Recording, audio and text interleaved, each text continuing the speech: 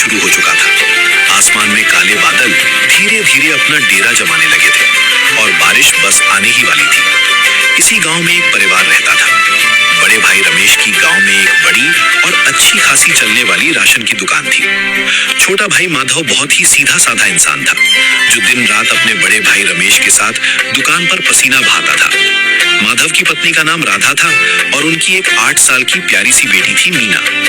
वहीं बड़े भाई रमेश की पत्नी कमला और उनकी 12 साल की बेटी टीना थी। अभी तक सब एक ही छत के नीचे रह रहे थे, लेकिन पैसों की चमक ने बड़े भाई रमेश की आंखों पर पट्टी बांध दी थी। अरे ओ माधव, देख बारिश का मौसम सिर पर आ गया है। आजकल मेरा धंधा कुछ खास नहीं चल रहा है। कमाई एकदम गिर गई है और खर्चे बढ़ते जा रहे हैं। मैं अब और तेरा और तेरे परिवार का बोझ नहीं उठा सकता। भैया, ये आप क्या कह रहे हैं? मुझे लगा आप मजाक कर रहे हैं। अचानक से आपको क्या हो गया? हम दोनों मिलकर ही तो दुकान चलाते हैं। मैं दिन रात आपके साथ मेहनत करता हूँ। ज्यादा जबान मत लड़ा। चप्पल निकाल कर मारूंगा ना तो सब समझ में आ जाएगा। तूने बहुत मेरे पैसों पर राज कर लिया। तेरी बीवी, तेरी बच्ची, इन सब के ऊपर मैं अपना खून पसीने का पैसा नहीं लुटा सकता। मेरे पास इतने फालतू पैसे नहीं है। तू आज की आज मेरा घर छोड़कर निकल जा और फिर कभी अपनी शक्ल मत दिखाना। भैया, ऐसा मत कहिए। बारिश का मौसम आने वाला है। हम इस गांव में कहाँ जाएंगे? हमारी तो कोई जान पहचान भी नहीं है। नहीं मेरे पास कोई जमा पूंजी है। अपनी इस छोटी सी भतीजी मीना की तरफ तो देखिए। ये बेचारी इस बारिश में कहाँ रहेगी? अरे हमें नहीं पता तुम्हें कहाँ जाना है।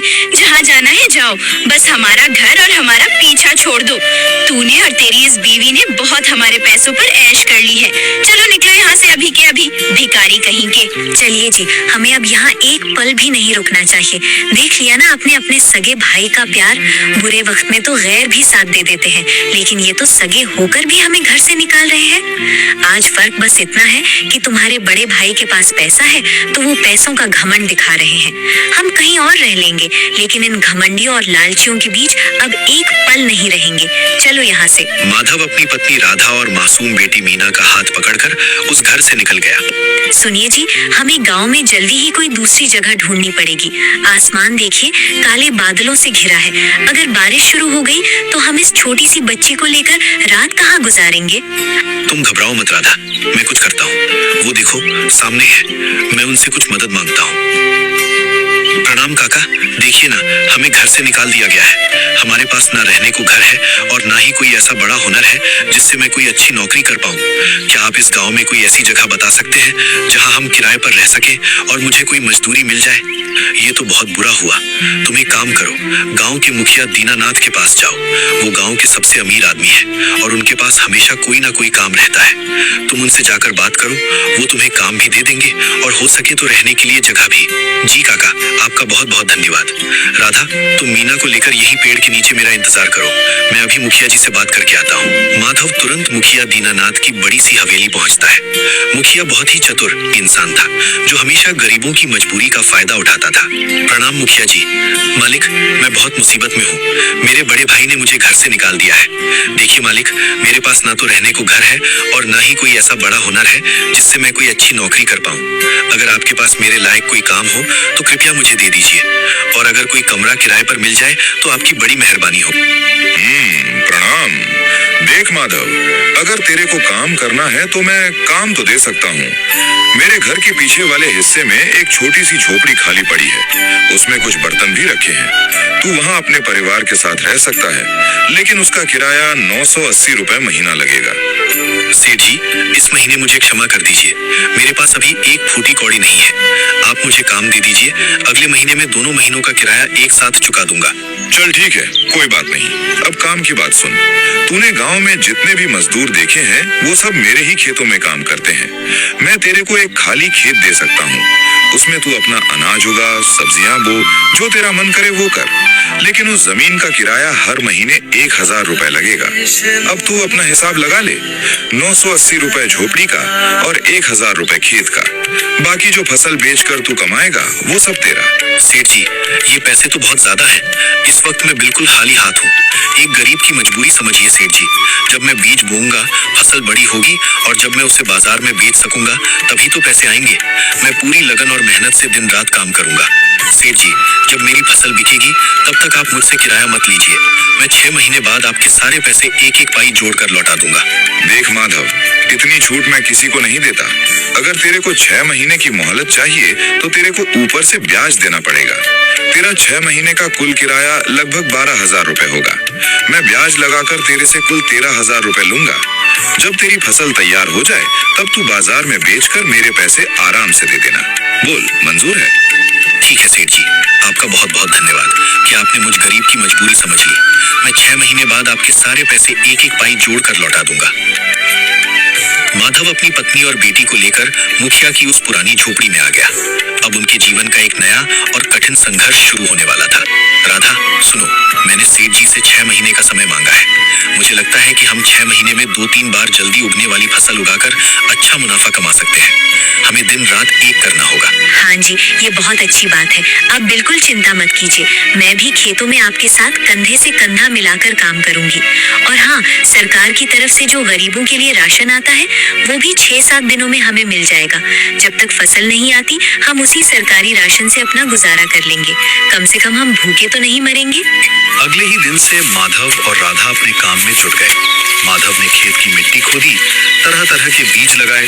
उसने बैंगन, टमाटर, मिर्ची और गोभी के बीज बोए। राधा घर का सारा काम निपटाकर अपनी छोटी बच्ची को संभालते हुए खेत में माधव का हाथ बटाती। दिन बीतते गए।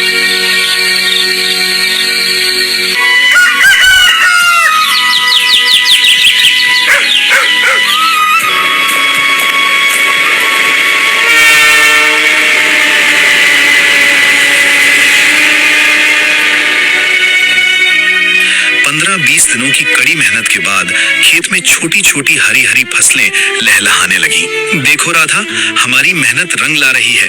कितनी अच्छी फसल हुई है। मैंने टमाटर, गोभी, मिर्ची सब अपने हिसाब से लगाया है। जब ये बड़ी होंगी तो हम इन्हें बाजार में बेचकर बहुत अच्छा मुनाफा कमाएंगे। पिताजी, जब हमारे पास बहुत सारे पैसे आ जाएंगे तो क्या आप मेरे लिए नए कपड़े लाएंगे? देखिए ना, मेरे कपड़े कितने फट गए हैं।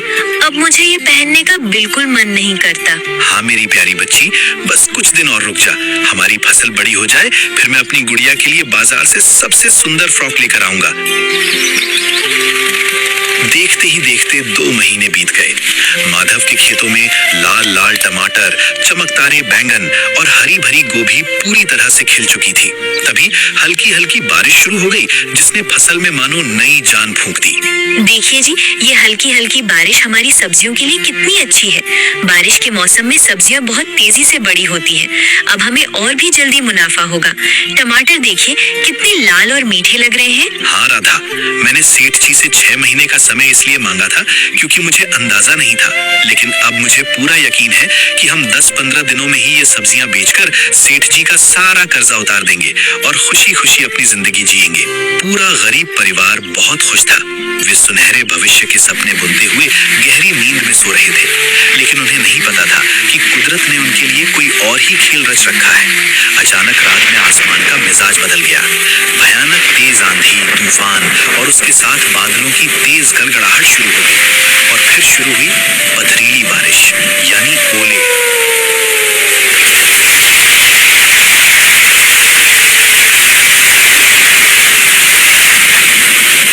हे भगवान, ये क्या हो रहा है? मौसम तो इतना साफ था, ये अचानक से इतनी भयंकर बारिश और ओले कहां से आ गए? राधा, राधा उठो, जल्दी चलो, हमें अपने खेत को बचाना होगा। हमारी महीनों की मेहनत, हमारा खून पसीना सब बर्बाद हो जाएगा। माधव और राधा भागते हुए खेत की तरफ गए। वहां का नजारा देखकर उनके पैरों तले जमीन खिसक गई। तेज बारिश और ओलों की मार से उनके पौधे टूट टूट कर गिर रहे थे। खेत में पानी भर चुका था। हे भगवान, इतनी तेज बारिश, हम इन छोटे छोटे पौधों को कैसे बचाएंगे? मुझे कुछ समझ नहीं आ रहा है। तुम यहीं रुको, मैं अभी एक बड़ी सी तिरपाल यानी थिन लेकर आता हूँ। हम उसे पौधों के ऊपर तानकर खड़े हो जाएंगे ताकि ओले सीधे फसल पर न गिरे। माधव भागकर एक बड़ी पॉलिथिन ले आया। दोनों पति पत्नी उस भयंकर तूफान और तेज बारिश में भीगते हुए पूरी रात उस तिरपाल को पकड़कर खड़े रहे। लेकिन कुदरत के आगे इंसान की क्या मिसाल। बारिश इतनी तेज और बेरहम थी कि उनका कोई भी प्रयास काम नहीं आया। सुबह होते होते तूफान तो शांत हो गया, लेकिन माधव की सारी फसल पानी में डूबकर सड़ चुकी थी। सब कुछ तबाह हो गया था। जो हो गया सो हो गया, लेकिन हे भगवान, हम गरीबों के साथ ही इतना बुरा क्यों होता है? आखिर हमने किसी का क्या बिगाड़ा था? अब हम सेठ का कर्जा कैसे चुकाएंगे? अब हम क्या खाएंगे? मैं पूरी तरह से टूट गया हूँ राधा। मेरी हिम्मत जवाब दे चुकी है। मेरी सारी मेहनत, मेरे सारे सपने इस पानी में बह गए। अब मेरा कुछ भी करने का मन नहीं कर रहा है। बचपन से आज तक मैंने कभी पढ़ाई भी नहीं की, वरना कोई छोटी मोटी नौकरी ही कर लेता। अब तो मैं पूरी तरह से टूट चुका हूँ। तूफान ने गरीब माधव की सारी फसल और उम्मीदें एक ही रात में तबाह कर दी थी। लेकिन कहते हैं ना, जब सारे दरवाजे बंद हो जाते हैं तो ऊपर वाला कोई ना कोई खिड़की जरूर खोल देता है। माधव हार मानकर मायूस बैठा था, लेकिन उसकी पत्नी राधा ने हार नहीं मानी थी। सुनिए जी, ऐसे हाथ पर हाथ रखकर बैठने से काम नहीं चलेगा। जो हो गया सो हो गया। अब रोने से वो फसल वापस तो नहीं आ जाएगी। अगर हम इसी तरह उदासी में डूबे रहे तो बीमार पड़ जाएंगे। हमें अपनी इस छोटी सी बच्ची के लिए कुछ सोचना होगा। आप हिम्मत मत हारिए। मैं क्या सोचूं राधा? मेरे पास कोई दूसरा हुनर भी तो नहीं है कि मैं कहीं जाकर नौकरी कर लूं। बचपन से आज तक मैंने कभी पढ़ाई भी नहीं की, सिर्फ भैया की दुकान पर बोरे ही ढोए हैं। अब तो मैं पूरी तरह से टूट चुका हूँ। देखिए, मेरे दिमाग में एक बात आ रही है। बारिश का मौसम चल रहा है और अभी हमारे पास सेठ जी का कर्जा चुकाने के लिए लगभग 4 महीने का वक्त बाकी है। क्यों ना हम अपनी एक भोजन थाली की दुकान खोलें? आपको तो पता है, मेरे पिताजी बचपन में हलवाई थे और मैंने उनसे बहुत सी चीजें सीखी थी। मैं बहुत ही स्वादिष्ट और खुशबूदार खाना बना लेती हूँ। इस बारिश के मौसम में गाँव के अमीर लोगों को घर में खाना बनाना वैसे भी आलस का काम लगता है। उन्हें अगर गर्मा गर्म खाना मिल जाए तो वो जरूर खाएंगे। हाँ पिताजी, माँ सच कह रही है। आपको याद है, एक बार माँ ने राजमा चावल और रोटी सब्जी बनाई थी। वो कितना स्वादिष्ट बना था। मेरे मुंह में तो अभी भी उसका स्वाद है। मैं तो उस दिन उंगलियां ही चाटती रह गई थी। बात तो तुम्हारी बहुत अच्छी है राधा, हम कोशिश कर सकते हैं, लेकिन इसके लिए बर्तन, राशन और ठेला गाड़ी चाहिए होगी। हमारे पास तो फूटी कौड़ी नहीं है। हम ये सब कैसे करेंगे? सुनिए, सेठ जी भले ही लालची हैं, लेकिन मुझे लगता है कि उनके दिल के किसी कोने में थोड़ी सी इंसानियत बाकी है। उन्होंने हमें यहाँ रहने का मौका दिया था। आप एक बार फिर से उनसे जाकर बात करके देखिए, शायद वो मान जाए। नहीं तो हम कुछ और सोचेंगे। अपनी पत्नी की बात मानकर माधव एक आखिरी उम्मीद लेकर फिर से सेठ दीनानाथ के पास पहुंचा। उसने सेठ को अपनी सारी परेशानी और नया काम शुरू करने की बात बताई। देख माधव, मैं इतनी ज्यादा छूट किसी को नहीं देता। मेरा पैसा कोई पेड़ पर नहीं उगता जो मैं लुटाता फिरूं। लेकिन तेरी कहानी सुनकर और तेरी उस मासूम सी बेटी और बीवी की हालत देखकर मैं तुझे एक आखिरी मौका दे रहा हूँ। मैं तेरी मदद करूंगा, लेकिन एक शर्त पर। तुझे मेरा पैसा भारी ब्याज के साथ लौटाना होगा। सेठ जी, आपका ये एहसान मैं जिंदगी भर नहीं भूलूंगा। मेरी पत्नी बहुत ही स्वादिष्ट भोजन थाली बनाती है। हमारे आसपास 2-2 गांवों तक इस बारिश के मौसम में बना बनाया खाना कहीं नहीं मिलता। हमारी दुकान जरूर चलेगी मालिक। ठीक है, जा ठेला गाड़ी का इंतजाम कर ले। सामान और ठेले के लिए मैं तुझे पैसा उधार दे देता हूँ, लेकिन याद रखना, मुझे मेरा एक पैसा वापस चाहिए। माधव खुशी खुशी घर लौटा। 3-4 दिन की कड़ी मेहनत के बाद उन्होंने गांव के चौराहे पर एक ठेला गाड़ी लगा ली। बारिश के पानी से बचने के लिए माधव ने 4 बांस गाड़कर उसके ऊपर एक बड़ा सा नीले रंग का तिरपाल यानी तंबू तान दिया। राधा ने घर पर अपने जादुई हाथों से मसालेदार राजमा चावल और खुशबूदार सब्जियां तैयार की।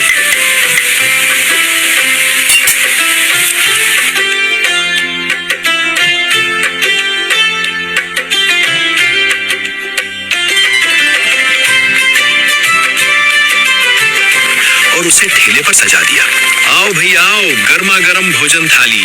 बारिश के मौसम में घर जैसा स्वादिष्ट खाना खाइए, आ जाइए। तभी बारिश से बचते हुए एक ग्राहक दौड़कर तंबू के नीचे आता है। उसे खाने की लाजवाब खुशबू अपनी ओर खींच लेती है। अरे भाई, ये अचानक से तुमने यहाँ दुकान खोल ली? बड़ी अच्छी खुशबू आ रही है। क्या है तुम्हारे पास? बाबूजी, ये हमारी भोजन थाली है। इसे बिल्कुल साफ सुथरे और सही तरीके से बनाया गया है। एक बार खाकर तो देखिए, उंगलियां चाटते रह जाएंगे। अच्छा, तो क्या भाव है इस प्लेट का? ज्यादा नहीं बाबूजी, हाफ प्लेट सिर्फ 20 रुपए की है और फुल प्लेट सिर्फ 30 रुपए की। माधव और राधा ने जानबूझकर ये तरकीब लगाई थी। 20 रुपए का हाफ प्लेट सिर्फ नाम के लिए था, ताकि लोगों को 30 रुपए की फुल प्लेट सस्ती और सही लगे। अरे 20 रुपए की आधी प्लेट खाने से अच्छा है 30 रुपए की फुल प्लेट ही खा लूं। 10 रुपए में दुगनी मिल रही है। लाओ भाई, एक 30 रुपए वाली फुल प्लेट लगा दो। जैसे ही ग्राहक ने पहला निवाला मुंह में रखा, उसके चेहरे पर एक अजीब सी खुशी छा गई। वाह, अरे वाह, क्या तड़का है, क्या स्वाद है, मजा आ गया भाई।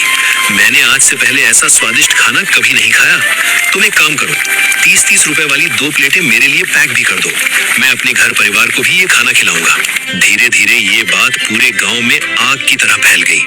उस नीले तिरपाल के नीचे लोगों की भारी भीड़ लगने लगी। राधा के हाथ का जादू चल गया था। दिन ढलते ढलते उनकी सारी भोजन थालियां बिक गईं। रात को जब माधव और राधा ने पैसे गिने तो उनकी आंखें फटी की फटी रह गईं।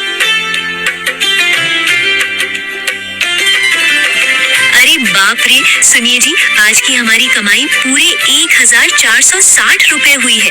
इतनी ज्यादा कमाई, हे भगवान, तेरा लाख लाख शुक्र है। इसके बाद उन्होंने पीछे मुड़कर नहीं देखा।